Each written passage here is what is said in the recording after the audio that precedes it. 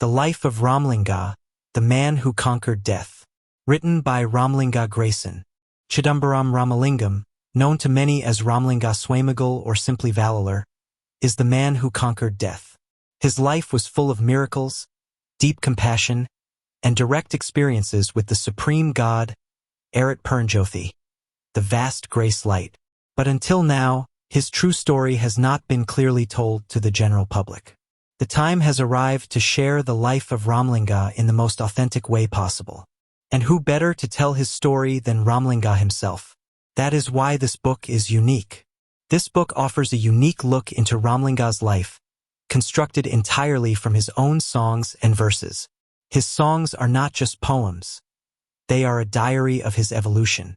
It captures his intimate conversations with the divine, his transformation through compassion for all living beings, his boon of a deathless life and immortal body, and the birth of a new earth, the secret the world has largely overlooked. By the grace of the divine, I have immersed myself in his songs and written this biography based purely on his truth. This book is a portal. After reading it, you will not be the same. You will beam with compassion, you will see the world through new eyes, and you will hold in your hands the keys to the deathless life. Ramalinga was the first to preach the path of light consciousness and compassion to such a massive extent, eventually proving his truth by dematerializing his physical body and merging with the Supreme, the vast grace light, ArutPerunJothi. Chapter 1. The Supreme Reality. At some point in our lives, we all pause and ask ourselves the most fundamental questions of existence. Why are we here? Why are we born only to die? Who is God? Why did God create us? What is the purpose of all this? These questions have echoed in human hearts and minds for centuries, transcending cultures, religions, and civilizations. We seek answers through scriptures, philosophies, and personal experiences, yet the ultimate truth often seems just beyond our grasp. Why is it that we struggle to find clarity? Is it because we are looking in the wrong places? Or is it because the truth is too vast for our limited perception? To begin this journey of understanding, we must first examine our conception of the divine. If you ask a Hindu, they might say God is Shiva, Vishnu, or Krishna, or some other deity. A Muslim would say Allah is God. Buddhists often focus on enlightenment rather than a deity, while atheists may say there is no God at all. Every tradition and every individual carries a different interpretation of the divine.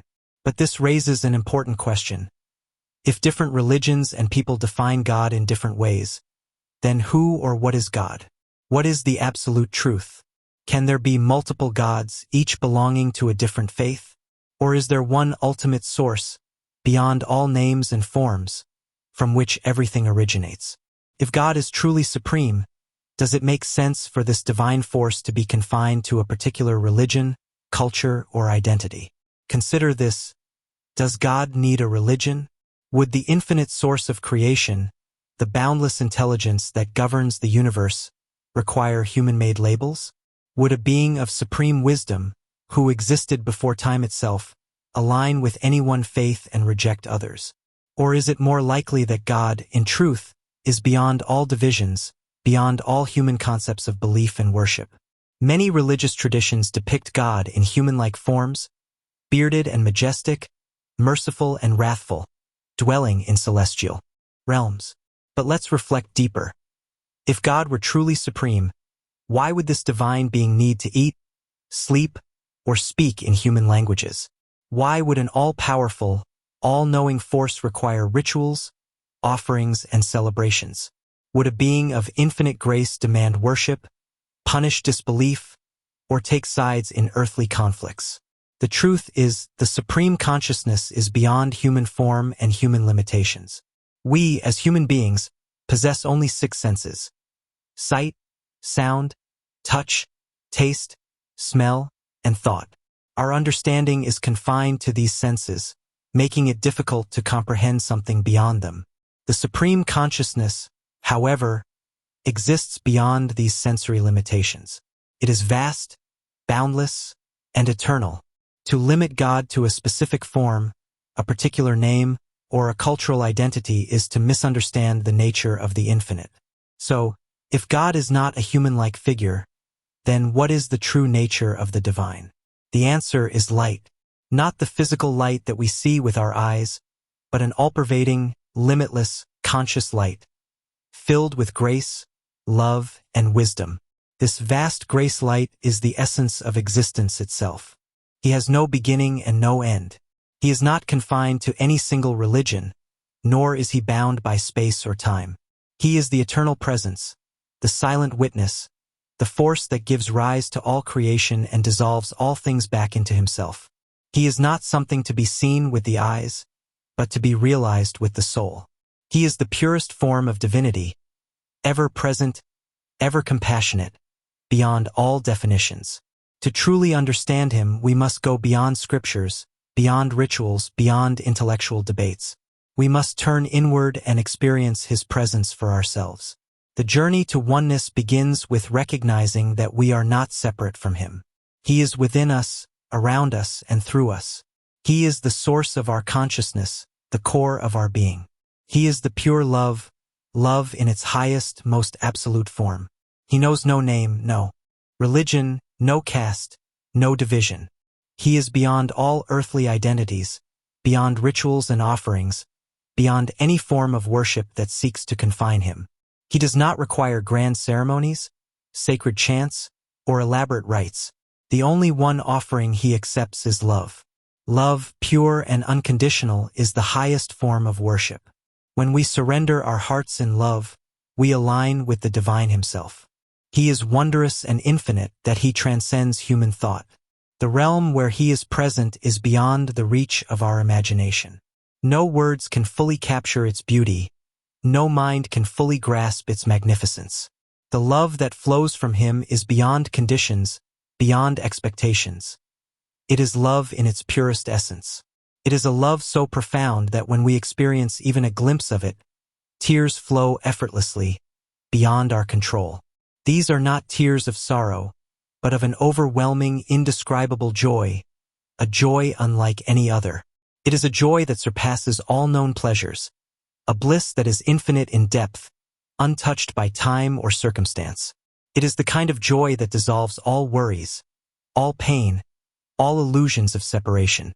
In his presence, nothing else matters, only the radiant, all-embracing love of him. He is not just a concept. He is a living, breathing presence that surrounds us, fills us, and sustains all existence. The very thought of his celestial realm sends shivers through our being, awakening something ancient and sacred within us. He is magical, he is heavenly. He is beyond what human words can express. Those who experience even a fraction of his presence are forever transformed, for they have touched the essence of the divine itself.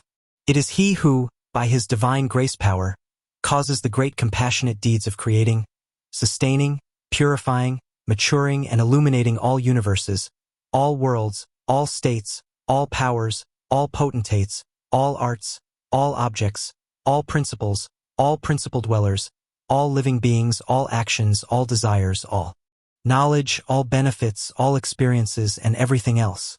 He is all-encompassing, yet he is nothing. He is all compassionate and all-powerful. He is natural truth, natural wisdom, and natural bliss. He is attributeless, consciousness, eternal, truthful, singular, and manifold. He is primal, beginningless, pure, and wondrous, the one who is all and the one who is all-powerful. He is the unique and supreme Lord who shines as the vast grace light in the hall of consciousness, Sai Arsava. He is the ArutPerunJothi, the Lord who possesses all and has no equal or superior. He shines in the universal space of pure true knowledge, which pervades everything without separation, appearing in all forms that the knowing ones can perceive. He is the mountain that allows himself to be captured by a single thread of love. He is the king who willingly enters the small cottage of a loving heart.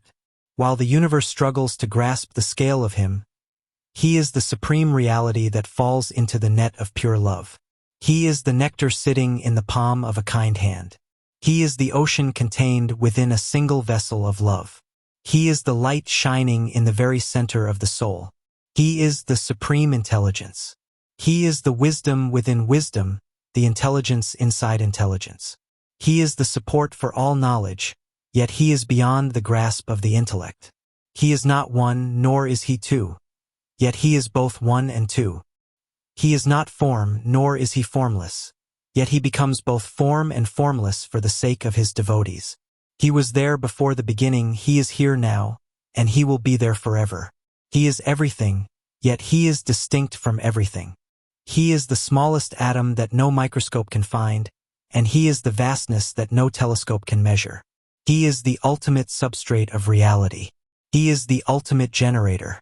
He is the light that lends brightness to the sun, the moon, and the stars.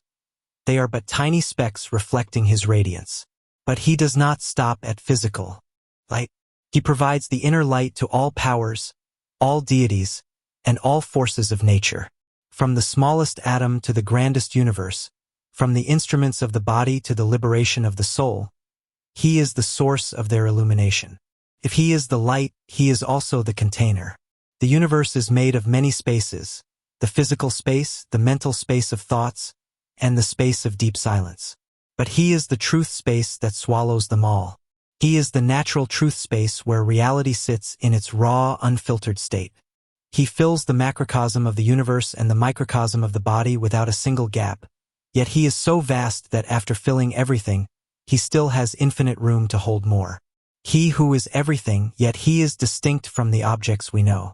He is all-powerful, yet he cannot be limited by the sum of his parts.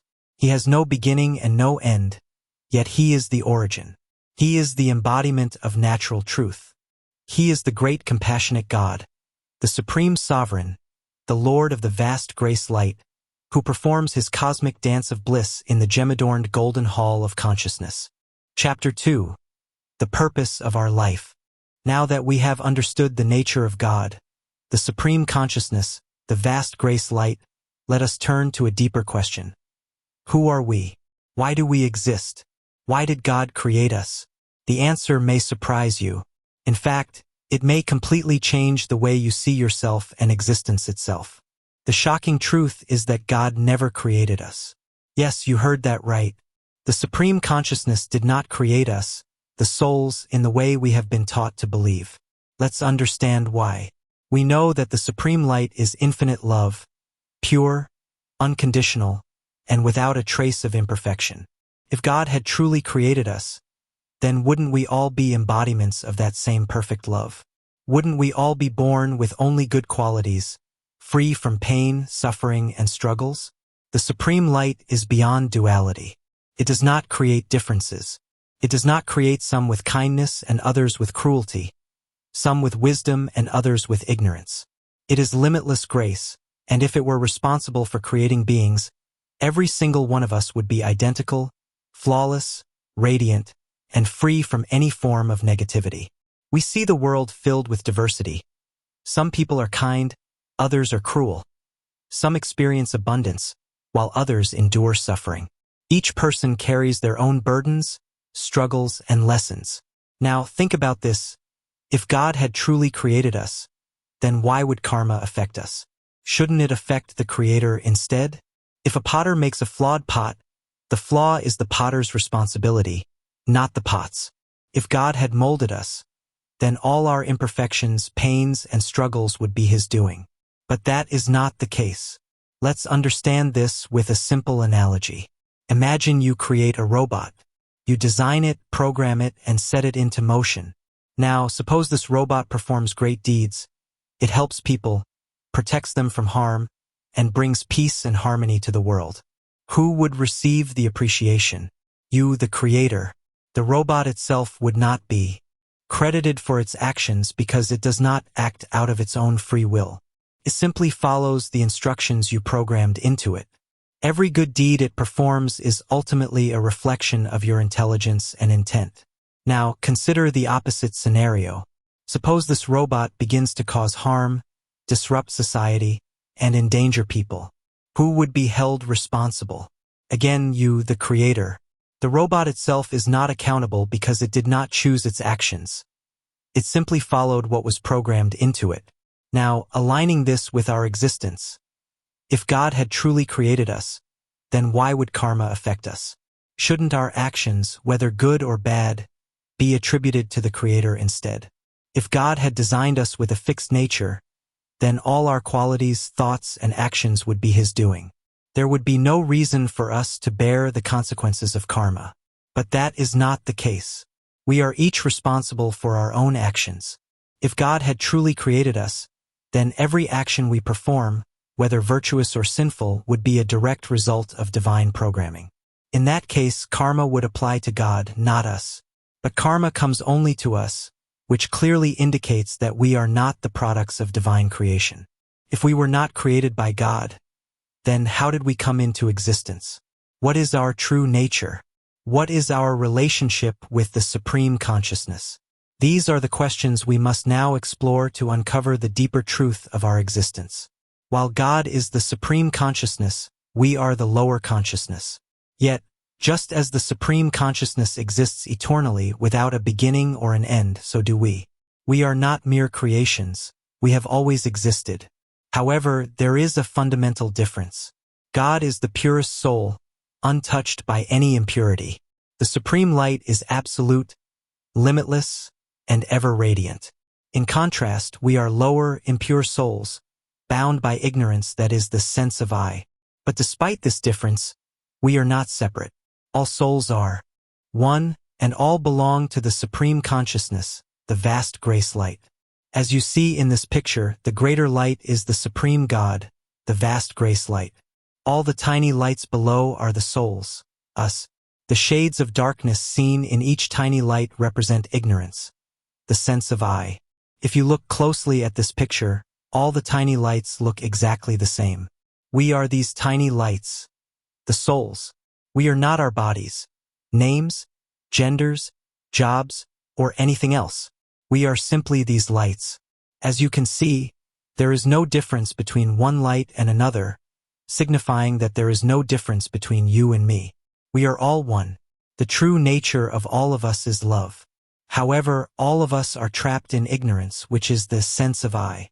Because of this very quality, we are all undergoing bondage and incomparable suffering.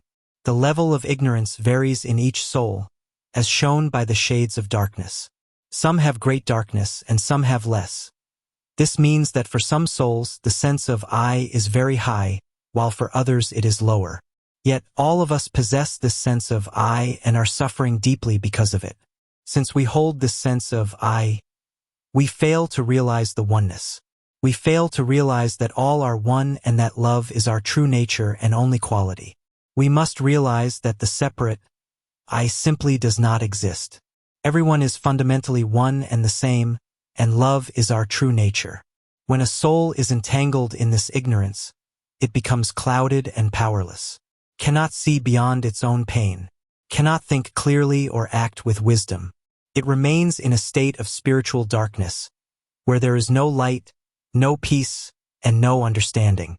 Unlike the impure souls, God, the vast grace light, has no sense of I. The Supreme Consciousness is free from all forms of ego, separation, or duality. While the lower consciousness perceives itself as isolated, God exists in a state of absolute oneness, a oneness so pure that there is no distinction between Himself and the souls He embraces. To God, all are one. There is no other. No soul is seen as separate or lesser. The Supreme Light perceives every being as an extension of itself, wrapped in infinite compassion and unconditional love. This divine oneness is not a concept. It is the very essence of the Supreme Light. It is a boundless love that knows no separation and a grace that flows endlessly to every being, whether or not they recognize it. And it is this oneness that ultimately calls each soul home, guiding us out of ignorance and back into the eternal embrace of the vast grace light. As the vast grace light beheld the impure souls suffering in darkness, He did not merely observe their pain. He felt it as His own. In His divine oneness, there was no distinction between Himself and the souls bound by ignorance. Their suffering became His suffering, their cries became His cries. But He, being the supreme compassion, could not bear to see His own fragments lost in the abyss of ignorance. With boundless love, He resolved to save the lower consciousness, to lift the souls out of their darkness, and transform them into the Supreme Consciousness, and grant them an eternal life of bliss. Yet a great challenge remained. How could he awaken souls trapped in ignorance? How could he make them realize the oneness of all existence when their thinking was clouded, their awareness dormant? To teach them, he devised a wondrous plan. To awaken the souls, he created worlds through illusion. Not just one world, but countless worlds, realms upon realms, each designed to educate, refine, and transform the wandering souls. Within these worlds, he created bodies, vessels through which souls could experience life, learn lessons, and gradually awaken from ignorance. But the most divine act of all was this: he entered into every soul. He did not remain distant. Instead, he merged himself within each soul, quietly residing in every heart, whispering the truth of oneness, waiting for the moment when the soul would finally listen. Thus, the journey of awakening began. He performs his cosmic dance to guide the souls, where every experience, every joy, and every sorrow is ultimately leading each soul back to its true home, the vast grace light. This is why we must awaken to the truth of oneness, that we are all one, and God exists within each and every one of us. But where does the soul reside? The soul exists in a sacred region, the space between the eyebrows, the very center of our awareness. This is why that region has always been considered holy. It is the doorway to realization, the bridge between illusion and truth. One may wonder, if God is infinitely powerful, why must he create these worlds? Why not simply tell us the truth directly and lift us out of ignorance? The answer lies in the depths of our ignorance. Our blindness is so great that if God were to reveal the truth in an instant, we would not grasp it. Our ego, our deep attachment to the sense of I, prevents us from understanding. Even if God were to stand before us and declare, "You are one with me," our limited minds, clouded by illusion, would reject it. We would cling to our separateness, refusing to believe. Thus, the only way forward is realization. God, in his boundless love, has chosen a gentler way, the way of experience, learning, and gradual awakening. Through lifetimes of lessons, joys, and struggles, he is guiding us to the truth.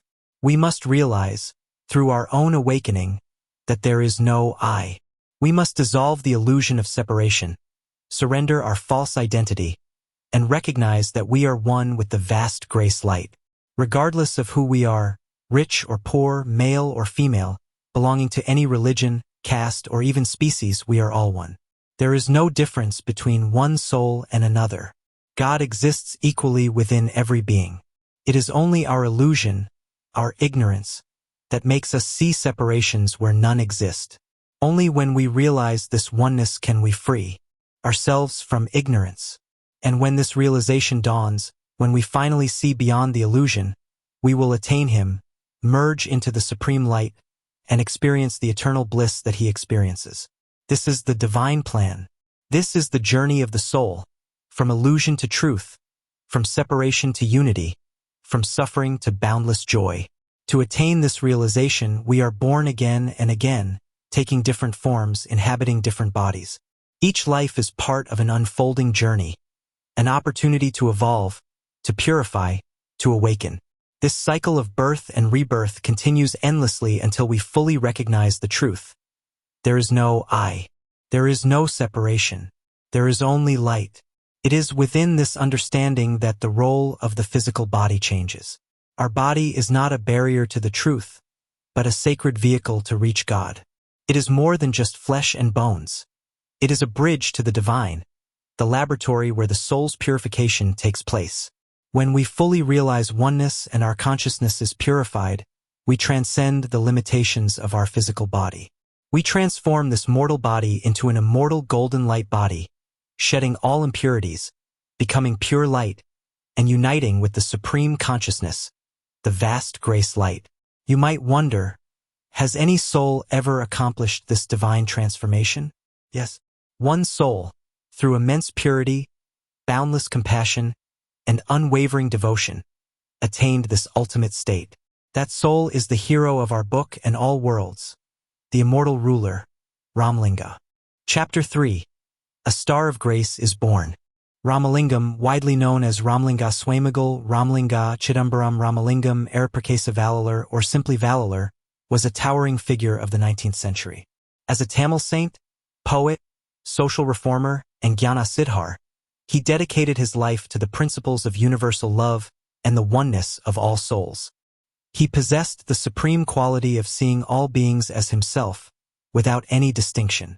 His life was defined by extreme love and compassion for every living creature, a practice rooted in the spiritual truth of the oneness of souls. Born on October 5, 1823, in the village of Muradur near Chidambaram, Ramalinga was the fifth child of Ramaya Pillai and Chinnamai. From his earliest moments, it was clear that he was a spiritual gift to the world rather than an ordinary child. Even at a tender age, he began composing devotional hymns with an eloquence and poetic depth that seemed beyond human learning. He was specifically sent to this realm by the Supreme Divine, the vast grace light, ArutPerunJothi, to commence the Golden Era, the era of Sanmarga, which is the era of grace light. His mission was to shift the consciousness of the earth and offer humanity the path to immortality through divine grace. The supreme truth reached Ramalinga during his infancy. In early childhood, his parents took him to the Chidambaram Nataraja temple. When the priest drew back the veils of the sanctum, the child did not cry. Instead, he laughed in pure ecstasy. In that singular moment, the divine bestowed upon him a vision that revealed the secrets of the universe. This profound experience set the stage for his life as an immortal ruler. After his father passed away in 1824, the family moved to the Seven Wells area of Chennai. His elder brother, Sabhapati, attempted to provide him with a formal education, but Ramalinga found the schoolroom stifling. He preferred the sacred atmosphere of temples, particularly the Kandaswami temple, where he spent hours in meditation and poetic composition. Despite his lack of formal schooling, he possessed an immense scholarship that stunned the learned men of his time. Although he practiced Shaivism in his early life, he eventually renounced it completely and started the path of grace light called Samarasa Suddha Sanmarga, which is the universal pure path of truth. Ramalinga declined a conventional family life to follow a higher calling. In 1858, he left the busy streets of Chennai for the quietude of Karungachi, near Vadalur. During his 9 years there, he wrote some of his most profound spiritual verses. He eventually established Vadalur as the heart of his mission. It was here that he founded the Satya Jnanasava, Hall of True Wisdom, and the Satya Dharmasalai, a place where the hungry are fed to this day without any distinction of caste or creed. His life remains a guiding light for those seeking a path of compassion, light, and the ultimate transformation of the human soul. Chapter 4. The Heart of Compassion. To understand Ramalinga, one must first grasp the radical foundation of his existence, the absolute oneness of all souls. For him, compassion was not an act of kindness extended from a superior to an inferior. It was a recognition of self. He did not look out at a world of strangers. He looked into a hall of mirrors where every living being reflected his own essence back at him. He saw all beings as himself, and he saw himself in all beings. This was not a poetic metaphor. It was his lived reality. The barrier between I and you had dissolved completely. When he looked at a creature, he did not see a bird, a beast, or a stranger. He saw a soul, identical in nature to his own, struggling within a different physical form. His pain, therefore, was not sympathy. It was the direct experience of his own soul suffering in another body. This vision of universal soulhood began at the very roots of existence. In his reflections, Ramalinga reveals that he saw the life force in a plant as indistinguishable from the life force within his own veins.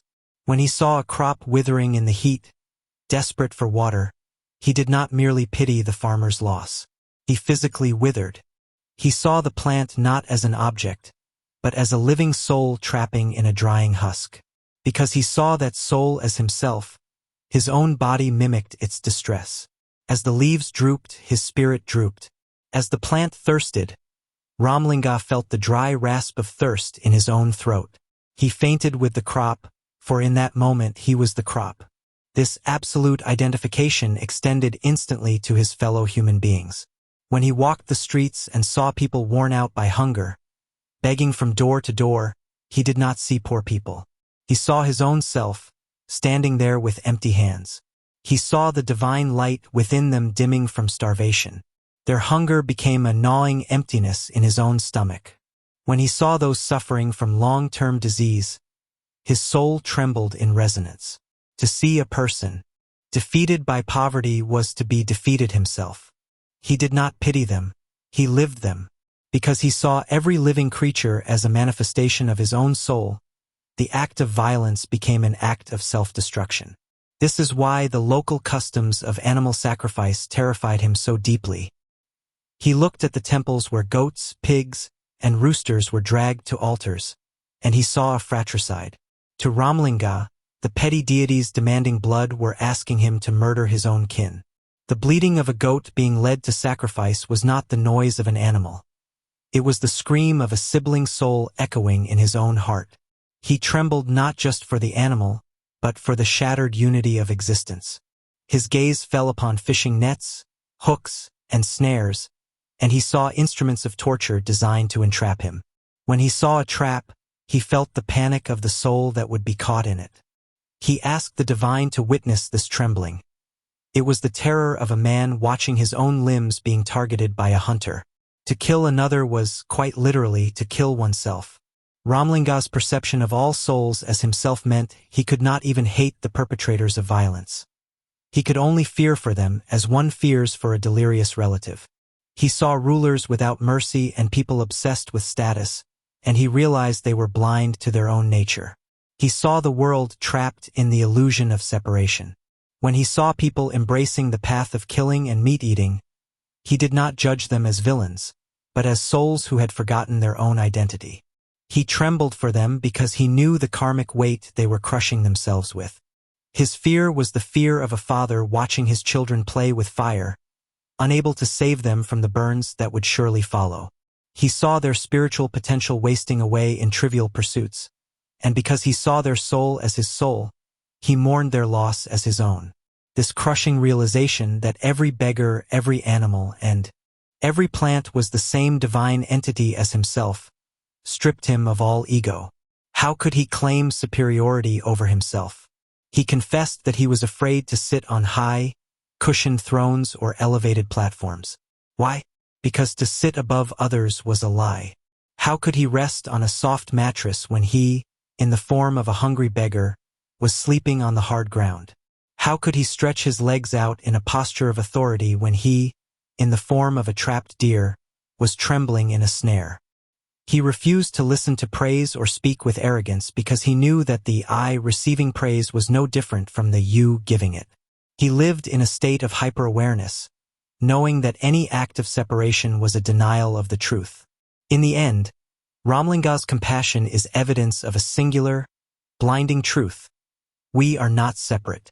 There are no others. There is only the one universal soul, experiencing life in a billion forms, and Ramalinga felt the heartbeat of every single one of them within his own chest. Chapter 5: The Golden Tears. To live as a man who sees every soul as himself is to live with a heart that has no skin. Ramalinga did not have the luxury of distance.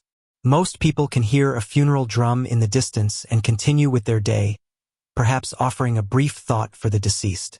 But for him, that sound was a physical assault.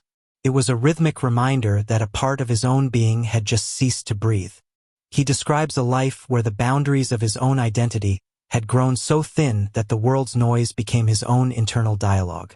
When he walked through the streets and saw a look of exhaustion on a stranger's face, his own spirit fainted. It did not matter if the person was his own mother, a close relative, or a passerby he had never met. The sight of fatigue in another person's eyes caused an immediate, suffocating confusion in his own mind. The world is full of the sounds of departure, but Ramalinga heard them with a clarity that was almost unbearable. He mentions the specific horror he felt when the news of a death would travel from one house to another. To hear that someone in a nearby street had lost their life, to hear the sudden, sharp wail of relatives as they realized their loved one was gone, was enough to make his heart skip a beat. He did not just hear the crying. He felt the sudden vacuum left by the departing life. When people spoke of a death in the village, his heart would tremble with a deep internal shudder. The funeral drum was not a musical instrument to him. It was a heavy, terrifying vibration that shook the very foundation of his soul. Every time it beat, he felt as if his own internal light was being threatened by the same darkness. He saw people suffering from poverty, their hair turning gray with the stress of survival, and he felt his own internal structure breaking. He looked at those who were sweating from the heat of a fever or the hollow ache of hunger, and he felt a heat in his own blood. It was a biological resonance. To see neighbor suffering from a disease they could not name was to experience that same exhaustion in his own limbs. He was a man who lived in a state of constant vicarious fever. The natural world was not a collection of animals to him. It was a living map of messages. When a lizard chirped, or an owl hooted in the dark, he did not hear a creature. He heard a warning. He wondered if these sounds were the universe's way of telling him that another soul was in agony. The cry of a crow or the sudden shadow of a kite made his spirit collapse. He fled from anything that looked like worldly pleasure. He believed that if he allowed himself to be happy while others were in pain, he would be betraying the truth of oneness. Even a good meal felt like a threat. He would eat with a sense of dread, wondering if this temporary satisfaction would be paid for with future sorrow. He often chose an empty stomach over a full one, fearing that the comfort of a full belly was a sin that would distance him from the divine. He would eat just enough to keep his mother or his friends from worrying, but his heart was always with those who had nothing. Sleep was not a rest for him.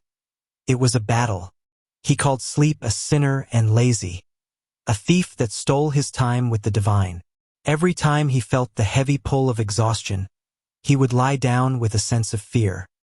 He was terrified of the dreams that would crawl into his mind, the sinful visions and nightmares that haunted his rest.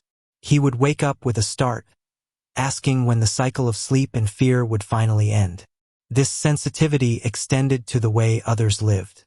He looked at the world and saw people who were entirely focused on the arts of survival and worldly gain, completely ignoring the path of light. He saw them clinging to the path of violence, participating in the killing of animals without a second thought for the shared soul within those creatures. Seeing this caused him a deep internal shudder. He felt a profound fear for them. It was not a judgment from a distance. It was a crushing sorrow for a humanity that could not see its own divinity. He often wondered what he could possibly say to a world that was so comfortably settled in cruelty. He felt exhausted by the sheer mass of the ego he encountered in every street. Chapter 6. The Embodiment of Oneness. If the realization that all beings are oneself forms the philosophy of Ramalinga, then this next phase is his very physiology. Compassion was never a mere spiritual practice or a moral obligation. It was his biological lifeline. He reached a startling conclusion about his own nature. His soul and his compassion were not separate things. They were one indivisible substance. Ramalinga presents a radical vision of human life. He declares to the divine that his life force and his compassion for living beings are identical. They are one, he asserts, not two. For most, compassion is a visitor, a feeling that arrives and fades depending on the circumstance. We feel pity, we act, and then we return to a neutral state. But for Ramalinga, compassion was the breath in his lungs. He confessed that if compassion were to ever leave his heart, life would instantly leave his body. He could not exist in a vacuum of indifference. To stop caring was to stop breathing. His engagement with the world was sustained solely by this flow of empathy. Without it, his connection to the physical plane would sever. This fusion of life and compassion explains his relationship with the world. Whenever his mind turned toward worldly affairs, it was never driven by the common engines of human behavior such as desire, greed, or attachment. He possessed no love for things. If he moved among people or spoke in the public square, it was only because the current of compassion pulled him there. He was like a leaf caught in a river of mercy. He moved toward where the suffering was. He had no other attachment. His mind did not seek pleasure. It sought to alleviate pain. The only reason he remained anchored in the chaotic world of human society was that his compassion required a field in which to operate. He attributed this unique constitution to a higher design. He did not claim this as a personal achievement but rather as a blueprint from the Creator. He believed the Divine Father created him with a specific intent to fuse his being and his empathy into a single entity. He was shaped for this union before he was even born. The Divine placed him in this world to live as the embodiment of this oneness. He never deviated from this design, not even for a fraction of a second.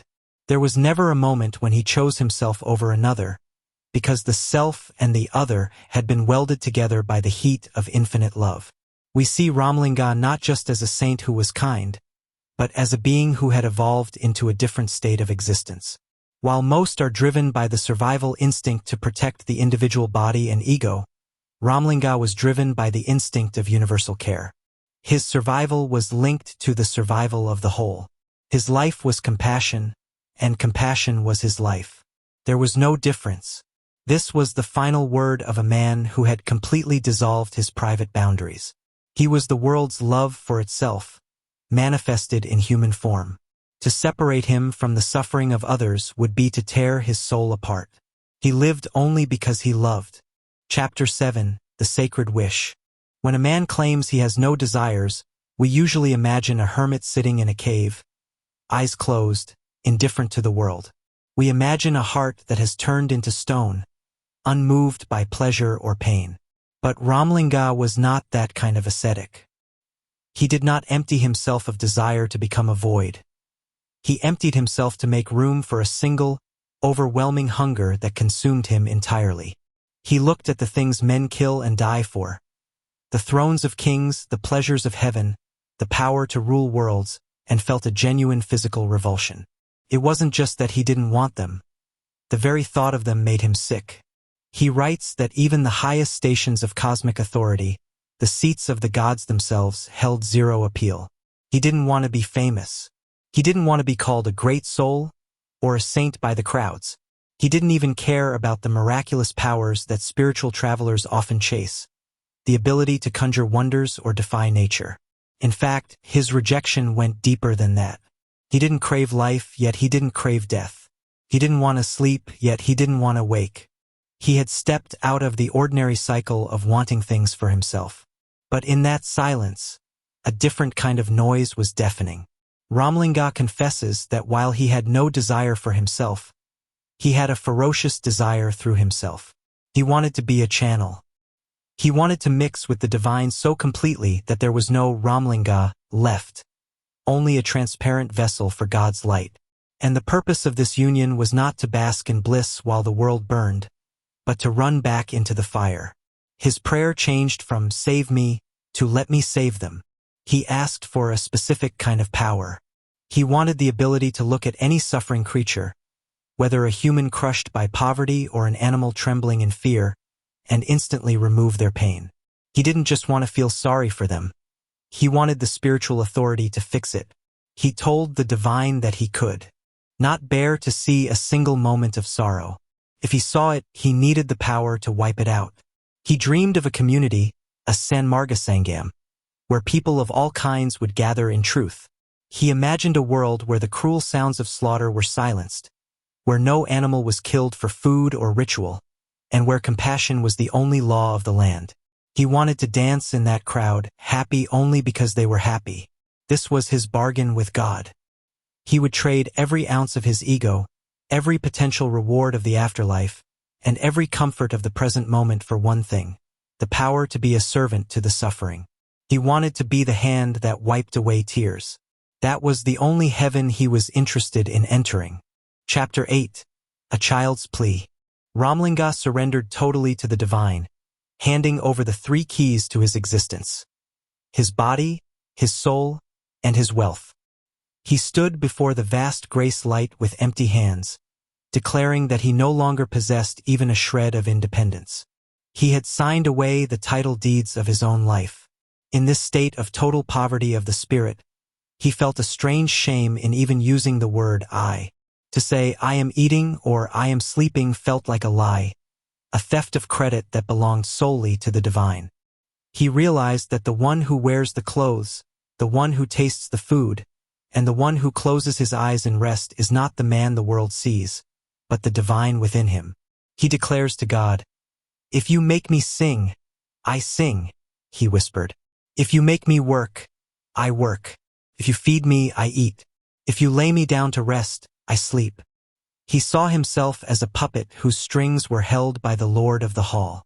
He understood that he was simply a vessel. If he was moved, it was because the divine moved him. If he was silent, it was because the divine had stilled him. This realization stripped away the last remnants of pride. He saw that even the great cosmic leaders, those who supposedly govern the creation and destruction of universes, could not move a single blade of dry grass without the permission of the supreme light. If those giants were helpless, he felt that he, a fragile human being, was nothing more than a shadow. He did not hide his weakness. He confessed that his mind was often like a child who had lost its way. He admitted that if he saw someone raise a stick in anger, he would tremble and run in fear. Without the grace of the king, he felt he could not even lift his own head, let alone take a single step forward. This was not a lack of courage, but a deep recognition of the source of all strength. He knew that even a heart as hard as a stone could be melted in a single second by the warmth of compassion. He looked at the world and saw people boasting of their power, unaware that they were merely bubbles on the surface of an infinite ocean. He chose instead to be the bubble that had already burst, merging its air with the sky. In his petitions to the Lord, he asked for the ultimate gift. He did not want more time in a body that was prone to decay and disease. He asked for the natural body of truth, the physical transformation that would turn his flesh into the very substance of light. He was tired of the long testing of the world. He had reached a limit where he could no longer carry the weight of a mortal frame. He looked toward the divine as a child looks toward a mother. He didn't care if the Lord brought him to the shore of bliss or pushed him back into the waves of illusion. He had no choice but to stay still. He was a man who had realized that his only job was to be available, to be a flute through which the divine could blow the music of grace. Whether he was fed nectar or given pain, he accepted it as the will of his father and mother. He was no longer a person with a story. He was an instrument in the hands of the dancer. There is a specific kind of boldness that comes from total surrender. When a man has nothing left of himself, he gains the right to speak to the divine with a fierce, family-like intimacy. He looked up at the golden hall and began to argue with the Creator, using the most ancient logic known to humanity, the unshakable obligation of a father to his child. He gazed at the vast universe and realized that a scepter of grace ruled over every single atom. He saw that even the great cosmic leaders, those who create and protect worlds, bowed before the supreme light. He understood that the divine was the true king, ruling with absolute joy. Yet, when he looked at his own fragile body, he felt small. He stood trembling with fear and exhaustion, trapped in a harsh and cruel world. He posed a question that was less of a prayer and more of a challenge. Is it beautiful? Is it proper for the son of such a king to be wilting in sorrow while the Father rules in infinite bliss? He argued that if the divine is truly the Father of the universe, then his own suffering was not just a personal failure. It was a crisis of the Father's reputation. He stood his ground with a raw, undeniable logic.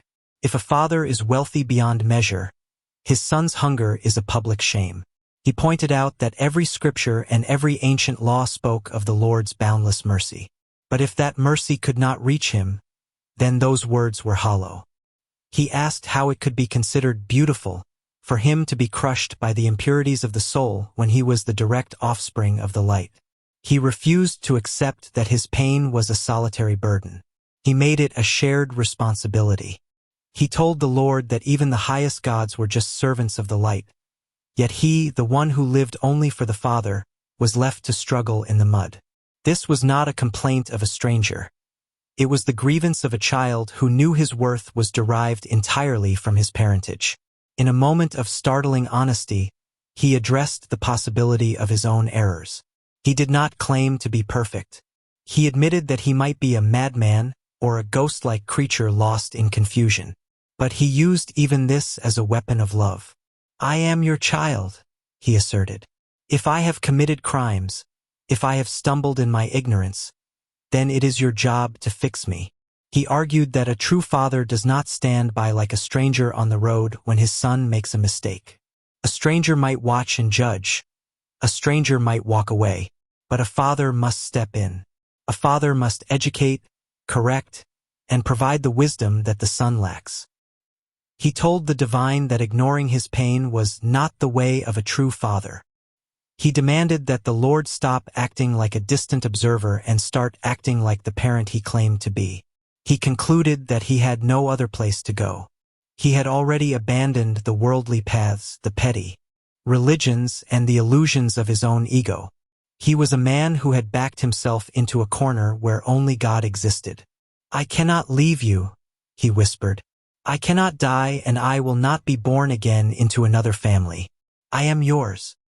He placed the burden of his life squarely at the feet of the Lord of the Hall. He insisted that the father must provide the nectar of joy to heal his broken spirit, for a father's greatest glory is the flourishing of his son. He was no longer asking for a favor. He was reminding the divine of a debt of love that had to be paid. Chapter 9. The Cry from the Depths. Ramalinga's spiritual journey eventually led him to a precipice where the line between prayer and desperation vanished. He stood before the divine not as a saint seeking enlightenment, but as a man crushed under a weight that was not his own. In the silence of his communion, he laid bare a terrifying truth. The agony tearing him apart had nothing to do with his own karma. He was a man stripped of personal ambition. He had no craving for gold, no hunger for fame, and no fear of what the world could take from him. If he were living solely for himself, his heart would have been a fortress of peace. But he was not living for himself. He had become a vessel for the common good, a nervous system extended into the bodies of every living creature around him. The terror that seized him in the middle of the night was not fear for his own safety. It was the collective scream of a suffering world echoing in his chest. This empathy had ceased to be a gentle virtue. It had become a devouring fire. The pain of the world did not merely sit upon his shoulders. It gnawed at his bones and consumed his flesh. He grew thin and frail, not from the rigors of fasting, but from the sheer caloric expense of bearing the heavy heart of humanity. Every injustice witnessed was a spark, and his soul was the tinder. He was burning up with a fever that medicine could not touch because the sickness was not in his body. It was in the world. He reached a breaking point, a moment of unparalleled spiritual urgency where he had to issue an ultimatum to the Creator. The burden had become biologically unsustainable. He could no longer function while being torn apart by the illusions and sorrows of others. "I cannot bear this for one more second," was the essence of his cry. He did not ask for relief so he could enjoy a life of ease. He demanded intervention because he was dying. He told the Divine Father that if this agony of empathy was not lifted, if this crushing weight of shared fear was not removed, by the hand of grace he would cease to exist. It was not a threat of suicide, but a statement of fact. His spirit could not hold on to a body that was being incinerated by the world's pain. "If you save me, I remain. If not, I leave this life today." This was the final argument of a soul that had loved too much. He placed the responsibility squarely at the feet of the divine. Since his suffering was entirely unselfish, since he trembled only because he loved the Creator's children, it was the Creator's specific debt to save him. He was merely the instrument of God's own compassion, and the instrument was breaking. He pleaded for the nectar of grace to fill him, not as a reward, but as the only antidote to the poison of worldly suffering. He needed the Lord of the Golden Hall to step in and carry the weight, for Ramalinga had nothing left to give. Chapter 10. The Arrival of God.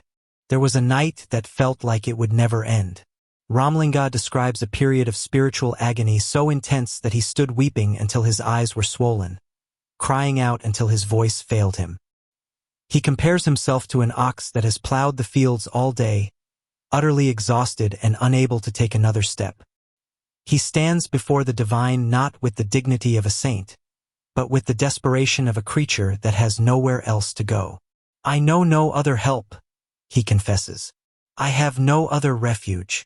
He challenges the divine with a lover's quarrel. He argues that if God only saves the pure and the righteous, there is nothing remarkable about it. True grace, he insists, is shown when the lowest dog is elevated to the highest seat. He asks, "Is it fair for you to delay? Does it bring you joy to see me confused and broken?"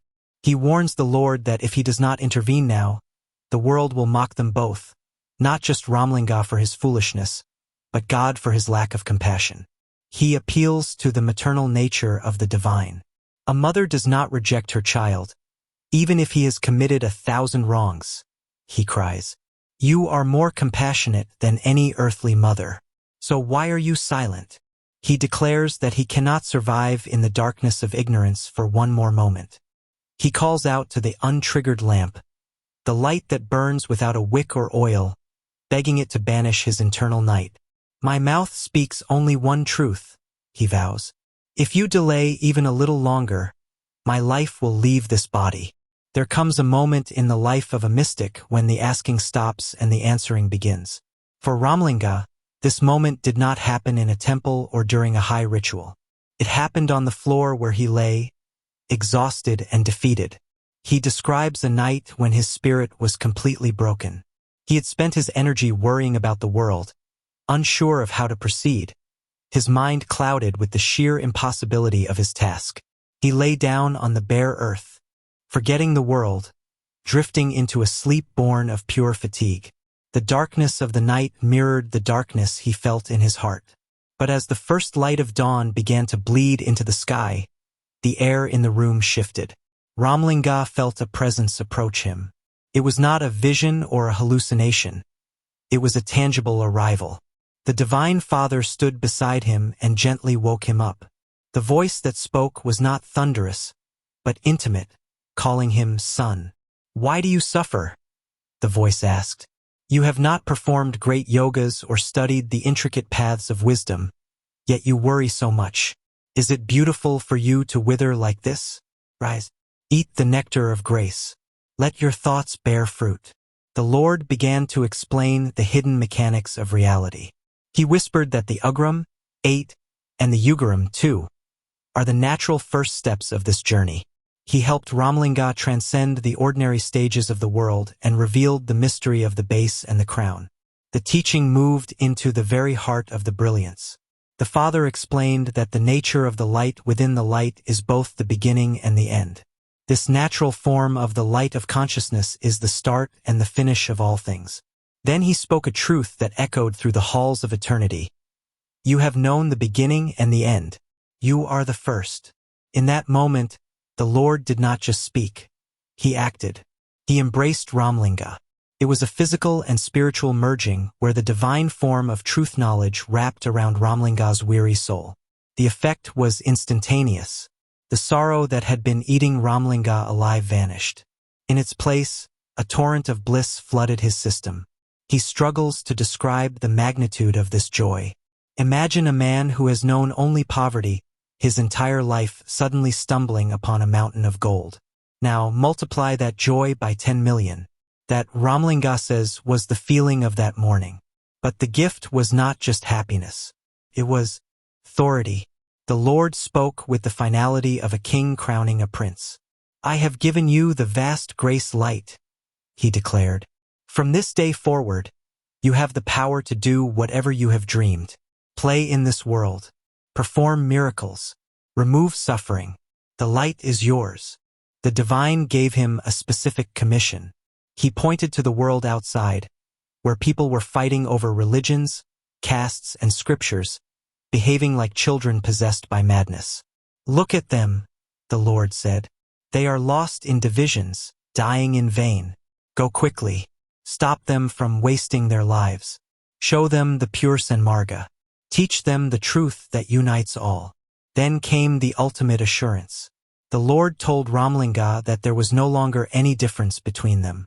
"Your word is my word," God promised. Do not fear anything. I have entered you, and I will never leave. I will never let go of your hand. This is my command. Ramalinga realized he had been given the deathless education. He had mastered the art of immortality not through study, but through this single embrace. The separation was over. The man on the floor had become the bearer of the light, authorized to heal the universe by the very source of it. Chapter 11, Coronation of Grace. The encounter with the divine was not merely a moment of comfort. It was a total transfer of power. He describes a father who is more tender than a mother, coming down to a son who felt lower than a stray dog, not to pity him, but to crown him. Ramalinga writes that the Divine Father took the scepter of grace light, the ultimate symbol of authority in the universe, and placed it physically into his hands. It was a staggering mandate. Wield this, the divine commanded. Rule this world with grace. To ensure the world recognized this authority, the Father placed a crown of light upon Ramalinga's head. This was not a metaphor for wisdom. It was an investiture of the reign of grace, a kingdom without beginning or end. The man who had been afraid to sit on a cushioned chair was now seated in the divine assembly, established as a ruler over the spiritual domain. Then began the great inheritance. Usually, a father leaves his son wealth or land. This father gave Ramalinga existence itself. He told Ramalinga, "All my possessions are now your possessions. All my forms are now your forms." It was a dismantling of the boundary between the Creator and the created. The divine declared that his very consciousness had become Ramalinga's consciousness. Every principle of nature that was under God's control was now placed under Ramalinga's control. The merger was absolute. The Father made a terrifyingly beautiful promise. My nature is your nature. My action is your action. My word is your word. Ramalinga realized that the light he held in his hand was the same light the Father held. They were holding it together. The dualities of I and you dissolved. The divine had crafted a unity so seamless that to hear Ramalinga speak was to hear God speak. This was the great life he had yearned for. A state of perfect bliss, beyond the Turiya. The Father had granted him the path of no return, ensuring that he would never again be trapped in the cycle of birth and death. The 8 and 2. The secrets of existence were no longer mysteries to be solved but the very ground he walked upon. He had been lifted from the dust and turned into the very path of salvation he sought to find. Chapter 12. Golden Light Body Activation. For most mystics, union with the divine is an experience of the spirit, a moment where the soul touches the infinite while the body sits quietly in meditation. But for Ramalinga, the union was not a metaphysical handshake. It was a biological invasion. When the vast grace light finally merged with him, it did not just illuminate his mind. It rewrote his anatomy. Ramalinga provides a clinical, almost terrifyingly detailed account of what happens when a human body is forcibly evolved into a body of light. It was not a gentle transition. It was a total transmutation of matter. It began with the skin. The protective boundary that separates a man from the world began to soften, losing its rigidity. The nerves, usually taut with the stress of survival, unspooled and relaxed, vibrating with a new, strange energy. Then the impossible happened deep inside the frame. The bones, the hardest and most enduring part of the human structure, began to melt. Ramalinga describes them softening like wax in a flame. The muscles dissolved their tension, becoming supple and yielding. The very architecture of his body was being dismantled to be rebuilt without the flaw of mortality. Inside, the fluids of life changed consistency. The blood thickened, coagulating into a substance of higher potency. The vital reproductive fluid, usually the source of biological creation, concentrated into a single mass of pure strength, no longer needed for procreation but for preservation. As the structure melted, something new bloomed. Ramalinga describes his brain not as an organ of thought, but as a flower opening its petals. From the center of this blossoming brain, a nectar began to secrete, a physical nectar that didn't just drip but surged like a spring, flooding his entire nervous system with nutrition that no food could provide. His forehead broke out in beads of sweat, not from heat, but from the intensity of the energy coursing through him. His face began to glow with a luminosity that was visible to the naked eye. His breath, once warm and rhythmic, turned cool and tranquil, carrying the scent of peace. The physical symptoms of this ecstasy were overwhelming. Hair stood on end across his entire body. Tears didn't just fall. They streamed down his face in rivers, soaking his chest and running all the way down to his feet. His mouth trembled, unable to form words, while his ears were filled with a deafening, resonant roaring sound, the gum sound of the cosmos vibrating within his own skull. While the body was being reinvented, the old driver of the machine, the ego, was being evicted. Ramalinga notes that the I subsided. The arrogance of the self, the awareness of the senses, and the desire for worldly things simply evaporated. The mind melted into the heart. All the complex principles of philosophy, all the arguments of theology, and all the confusing noises of the world fell silent. Only one thing remained standing: sattva, pure, unadulterated existence. The world disappeared. Objects disappeared. All that was left was a boundless, surging desire for grace. When the process was complete, Ramalinga was no longer the man who had wept on the floor. He was a new species. He had attained the Suddha Pranav Jnana Deham, the pure immortal golden body of knowledge that cannot be destroyed by wind, water, earth, fire, or sky or anything. Chapter 13. The Ultimate Revelation. With the transformation complete, the Divine Father did not leave Ramalinga to guess his way forward. He gave him a specific verbal constitution, a set of laws to govern his interaction with a fractured world. These were not suggestions. They were the orders of the king. The first command concerned the difficult question of how to relate to those who live by violence, specifically, those who kill animals and consume their flesh. The Lord drew a sharp line in the sand. Those who kill and eat flesh are not your kin, the divine voice declared. They are outsiders to the fold of grace. The instruction was precise. Ramalinga was told that he could not share the deep spiritual friendship of the Sanmarga with such people, for their hearts were hardened against the very compassion that was now his lifeblood. However, the Lord did not command hatred. He commanded a specific, limited kindness. When they are hungry, feed them. When they are in mortal danger, save them. Relieve their physical suffering and their fear, but go no further.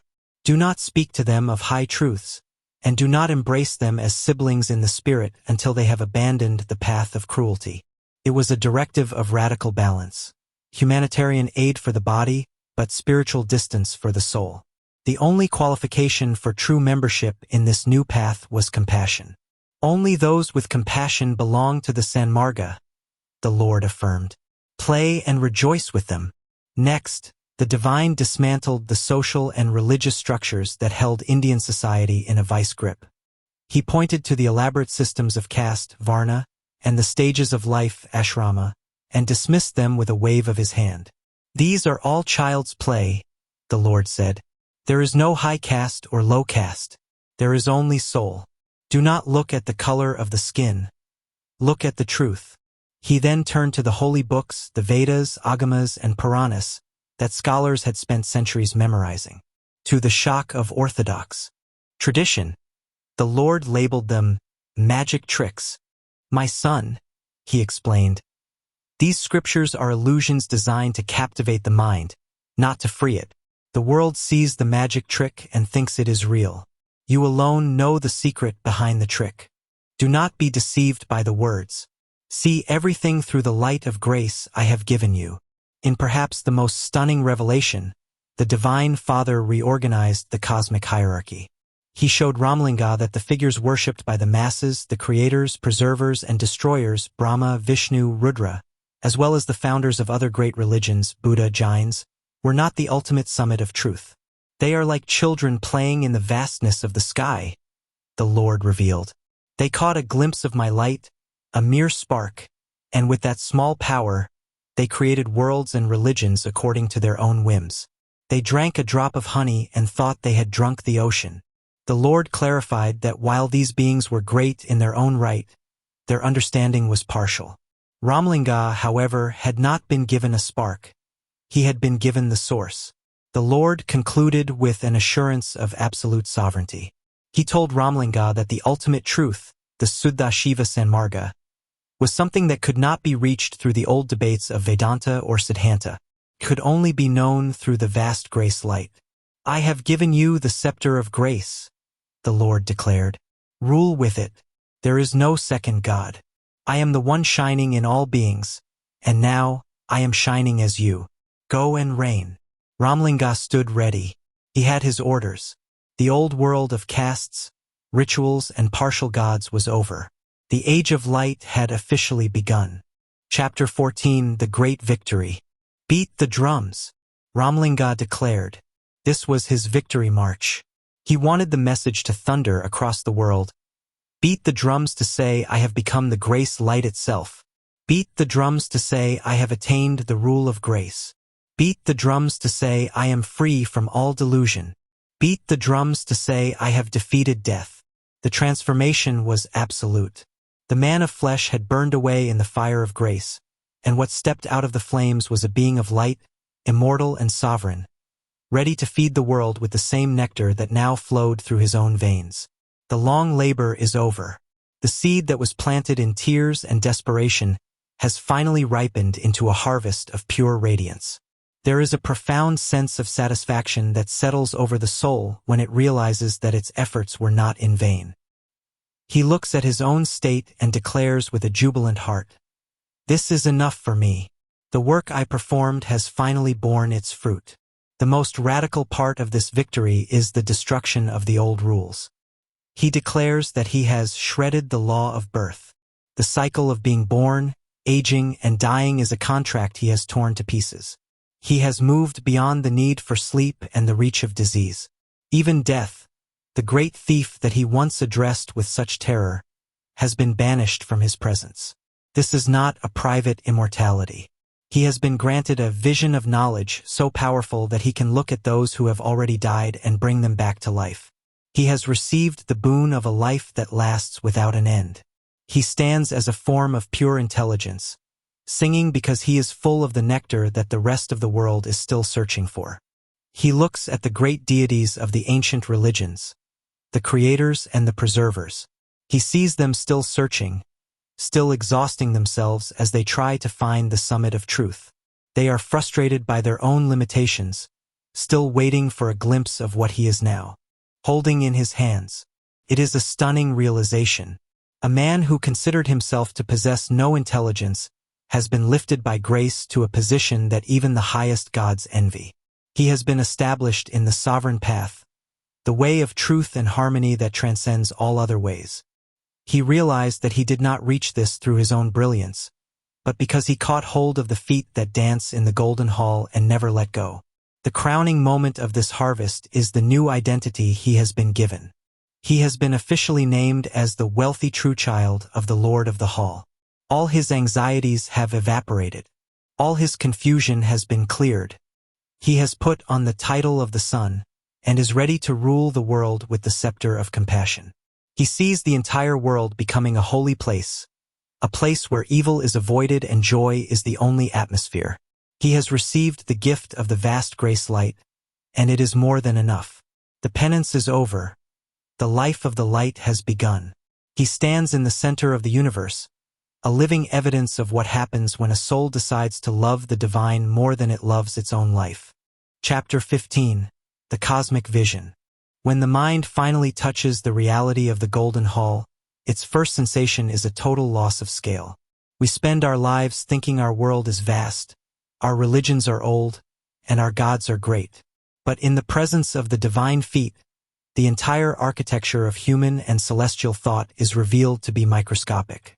It is a realization that humbles the stars themselves. He looked at the millions upon millions of universes that stretch across the darkness, and he saw that they do not even fill a fraction of the divine space. These countless worlds, which we struggle to even imagine, are crowded together like a millionth part of a single atom when compared to the radiance of the divine.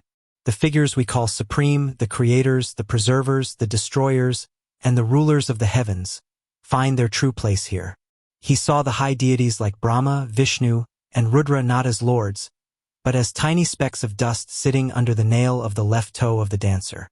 He realized that the ancient gods of the religions, the ones who command the elements and the laws of nature, are like specks compared to the majesty of the golden feet. They are not even within the hall. They are like dust clinging to the outside of the divine sandals. To reach this understanding, he had to climb a ladder of light that transcends every known state of being. He describes an ascent that begins at the base of existence and moves upward through a pillar of brilliance. At the summit of this pillar, he saw a flag of light waving at the highest peak of creation. This was the final destination where the individual soul is no longer a separate observer. He reached a point where he could touch the light flower of the truth. He realized that God was no longer far away to be worshipped from a distance, but was right there, supporting his every step. He understood that every movement in the universe is a byproduct of this dance. The fivefold functions of the cosmos: creation, protection, destruction, concealment, and bestowing grace, all happen because of the rhythmic vibration of the divine feet. Every power that we call Sai and every authority we call Satar is established and maintained by this central rhythm. Whether it is the primal sound of the universe or the silence that follows it, everything is organized and given form by the dancer. He realized that the divine feet are the tools that give flavor to life, the light that makes taste and sight possible, and the authority that allows the universe to function without chaos. He saw the great void, a space so pure and empty that it can only be described as a blinding whiteness. This is the space beyond all attributes and forms. In this ultimate void, the divine takes on a form of bliss to interact with the soul. This is not a form made of elements, but a form made of pure experience. He realized that the divine feet exist there to provide a final, unbreakable joy to those who have crossed the sea of illusion. The dance in the Golden Hall is evidence of a love that is larger than the cosmos. It is the final resting place for the soul that has realized its own insignificance, only to find that it is part of an infinite, eternal dance. Ramalinga reached a state where he no longer saw the world in miles or years. He began to see the universe through the eyes of the source. He looked at the staggering complexity of every life, every object, and every world, and he realized they were all owned and operated by a single central intelligence. This intelligence is not a distant architect. It is the very definition of naturalness. It is natural truth, natural knowledge, and natural bliss. It does not need to be created or sustained. It simply is. This is the vast grace light that cleared away the darkness of his past actions and lit a permanent lamp inside his chest. Ramalinga describes the divine as the one who fills the interior and the exterior and everything that lies beyond. He saw the Satchidananda, truth, knowledge, bliss, not as a philosophical concept, but as a physical radiance that permeates the space between worlds. This light is the companion of the Divine Mother, the bliss power that gives beauty to the dance. It is the treasure of the path of truth, the ultimate wealth that never diminishes. To understand the scale of this light, one must look at what it contains. We often speak of the universe as if it were a singular, massive entity. But Ramalinga saw a reality that was much more crowded. He saw millions upon millions of Brahma worlds, billions of Vishnu worlds, and countless Rudra worlds, each with its own creators, preservers, and rulers. He saw these great cosmic regions, which we consider infinite and unreachable, behaving like tiny, fluttering atoms. In the space of grace, these billions of universes are not the main event. They are like dust motes dancing in a beam of sunlight. They are small, moving particles within the vast, silent whiteness of the divine hall. The divine dancer stands in the center of this whiteness, moving in a rhythm that keeps every single one of those atoms in motion. Ramalinga describes a scene of cosmic proportions. He looks at the entrance of the divine assembly and sees a crowd of Maheshvaras and Rudras waiting. He sees billions of Vishnus holding their conchas and billions of Brahmas who create worlds, all standing outside the door. These figures, whom the world worships as the ultimate authorities, are revealed to be servants. They wait with longing just to catch a glimpse of the dance, yet they remain on the outside. While the cosmic rulers are watching the stairs, the Lord reaches down and performs the ultimate act of grace. He does not just acknowledge Ramalinga, he lifts him. Ramalinga describes being taken by the hand and led past the ranks of the gods. He was raised above the ruler of the earth, above the ruler of the sky, and above the rulers of the universes. He was carried into the heart of the hall, a place where the ordinary laws of nature are suspended. Here, in the center of the silence, he witnessed the four hidden dances. The dance at the end of yoga, the dance at the end of time, the dance at the end of sound, and the dance at the end of knowledge. He was not just a spectator. He was invited to the banquet. He was given the divine food, the nectar that sustains the immortal body. He realizes that his penance has been answered with a treasure that is larger than the sum of all the heavens. When the Lord finally joins him on the bed of flowers, the language of duality fails. Ramalinga recounts that in that singular moment of joining, the map of his identity was wiped clean. He looked for a line between the form of the groom and his own form, but he found none. It was a state of total indistinction. He tells us that there was not even the width of a grain of millet separating the two. He didn't know who he was. He didn't know who the other was. To ask, how did he merge, is to ask an impossible question, for there were no longer two entities to witness the event. If he did not even know himself as a separate being, he asks, how could he possibly know or describe anything else? He turns to his curious mind and explains the secret of this transformation. Usually, we think of knowledge as something we possess. We say, I know this or you know that. We have your knowledge and my knowledge. But he reveals that in the final union, these two separate pools of understanding are poured into a single vessel. They become one knowledge. It is a state where the seeker stops being a person who learns about the divine and becomes the very awareness of the divine. If you were to join him, he suggests you would see it too. The your and my vanish and only a single luminous awareness remains. The union was the end of the observer. The seeker had been consumed by the truth until only the truth remained. Chapter 16, Romance of the Soul. We saw Ramalinga as a son receiving an inheritance and as a king issuing decrees. But there is a final, secret chamber in his spiritual house where the robes of authority are taken off. In this space, Ramalinga is neither son nor sovereign. He becomes the bride. To express the intimacy of this union, Ramalinga adopts the ancient poetic persona of a woman in love. He stops fighting his mind. Instead, he turns to his mind and treats it as his closest female friend, the only confidant who can understand the madness of his lover, the Lord. He writes what is essentially a series of breathless confessions to this friend. He tells her, "Oh girl, let me tell you what he did to me." He sets the scene in the chaotic marketplace of the world. He describes himself as a woman playing a game of chance, distracted by the noise of the town. Suddenly, the beautiful dancer of the Golden Hall appears. He doesn't stand on ceremony. He walks right into the middle of the game and grabs her hand. "Why are you looking at the town?" he demands. "Why are you looking at the world? Look at me. Look inside yourself and see me." Ramalinga tells his friend, "I was lost in the crowd, running after illusions, but he stopped me. He asked, 'What is this running?' And he just held my hand."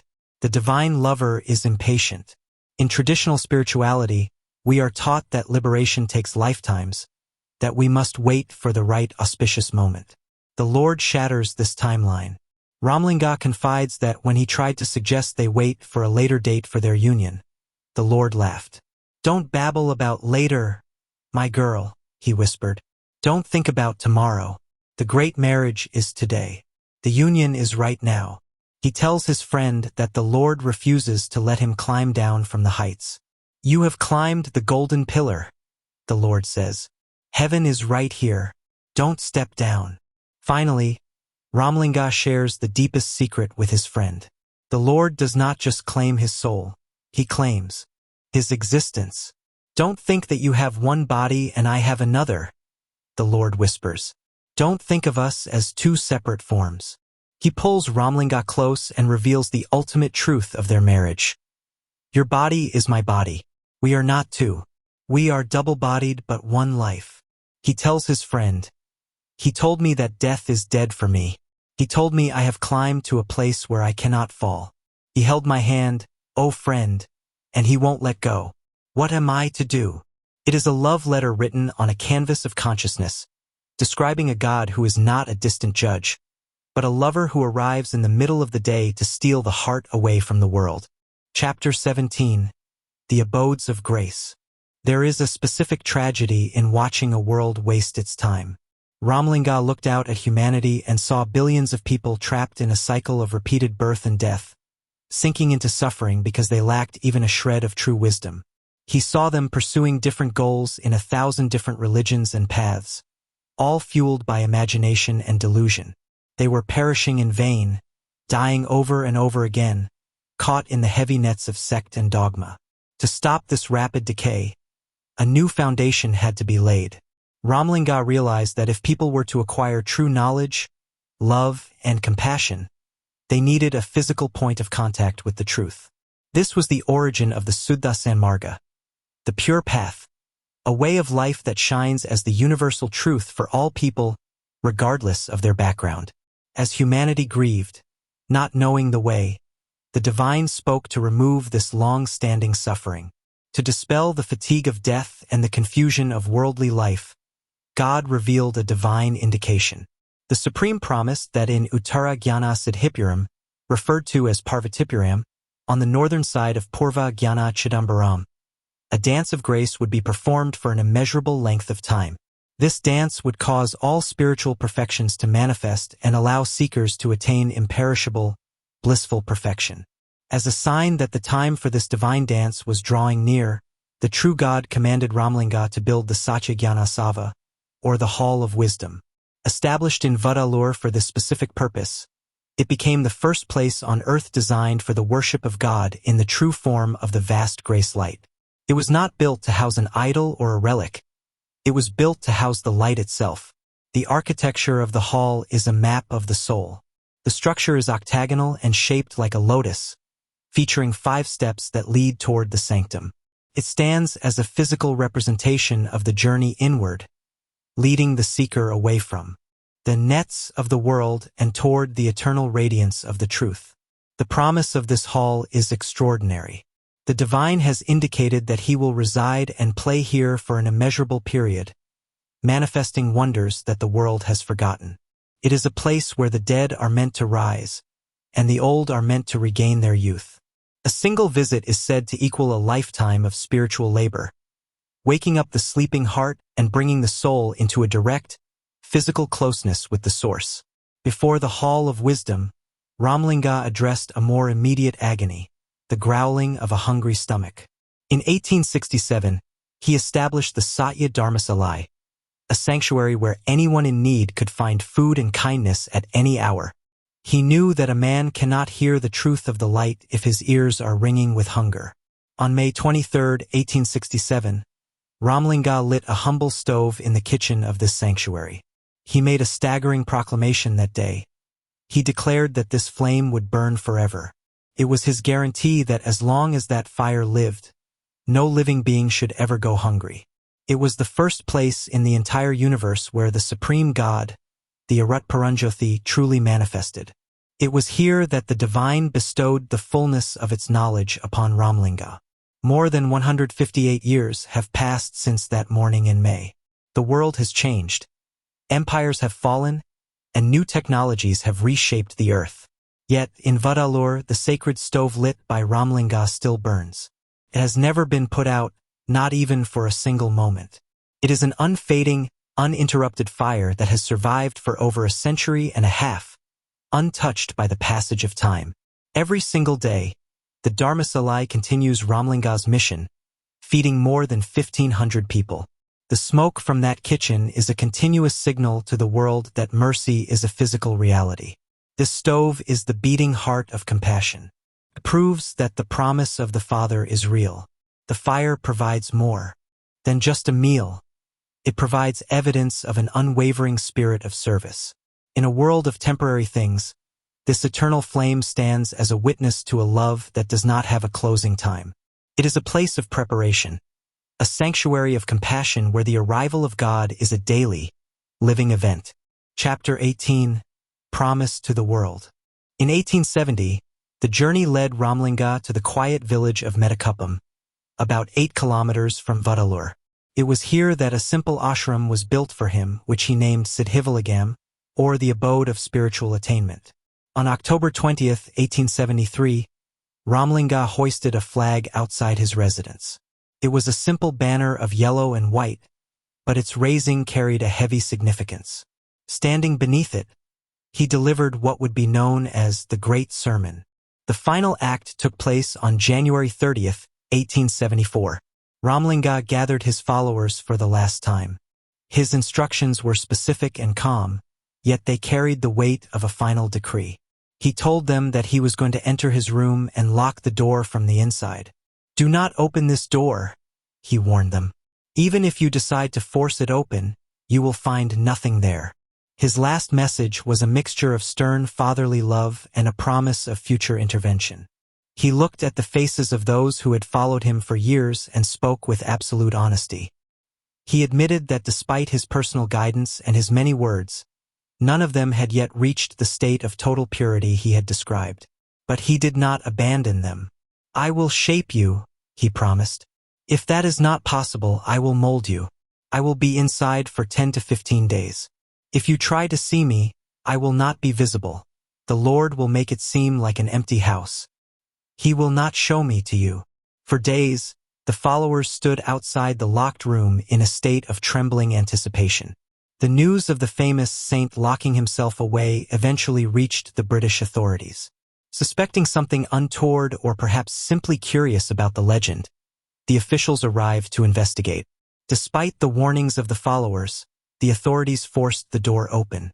The event was recorded in the official South Arcot District Gazette, a cold, bureaucratic document that accidentally captured a miracle. When the door swung open, there was no body. There was no evidence of a struggle, no secret exit, and no hidden passage. The room was empty, save for a lingering, divine fragrance that filled the air. Ramalinga had simply ceased to be a physical object in the room. He had dematerialized. Ramalinga had explained that this disappearance was not an exit from the world, but an expansion. He stated that for a duration of 2.5 katagai, he would be invisible to human eyes. During this time, he would exist in this world and elsewhere simultaneously. He revealed that this period of invisibility is a time of preparation. After this duration, he will return. He will not return alone. He will arrive with the Lord of the vast grace light to establish the rule of the divine scepter over all of existence. The promise is staggering. When he reappears, he will grant the boon of the deathless life to every follower of the Sanmarga and offer prosperity to the rest of the world. We are currently living in that interval. Ramalinga made it clear that after the divine doors were closed, the path forward would be one of internal work.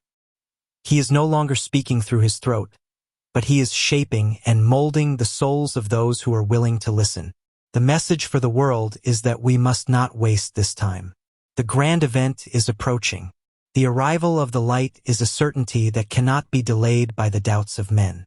We are called to prepare ourselves by living the life of oneness, love, and compassion that he lived. We are to be the Sanmarga Sangha, the community that stands ready for the moment the doors of the Golden Hall open wide. The story that began with a man weeping on a floor and moved through the melting of bones and the conquest of death has reached its final silent peak. Ramalinga has become the light he chased. He is everywhere, waiting for the appointed time to be seen again. The era of truth has been announced, and the invitation remains open to anyone who is brave enough to believe that death is a shadow that can be driven away.